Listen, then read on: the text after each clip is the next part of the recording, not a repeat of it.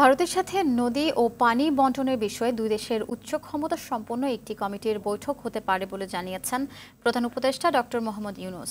সীমান্তে সমস্যা হলে যেভাবে বৈঠক হয় সেই আদলে এই বৈঠকটি অনুষ্ঠিত হবে। প্রধান উপদেষ্টা ডক্টর মোহাম্মদ ইউনূসের সাথে ভারতের হাই কমিশনার প্রণয় ভার্মার সৌজন্য সাক্ষাৎ শেষে এই তথ্য জানান প্রধান উপদেষ্টা প্রেস সচিব শফিকুল আলম।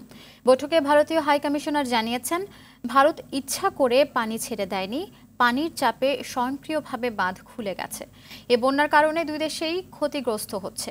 বাংলাদেশকে যে কোনো বিষয়ে ভারত সর্বোচ্চ সহযোগিতা করবে বলে জানিয়েছেন প্রণয় ভার্মা। প্রণয় ভার্মা বলেছেন যে ওনারা বাংলাদেশের সাথে কাজ করতে চান। বাংলাদেশকে ওনারা বাংলাদেশের শেয়ার্ড প্রসপ্যারিটি বাংলাদেশ এবং ইন্ডিয়ার মধ্যে ওইটার ব্যাপারে ওনারা এমফাসিস দিয়েছেন।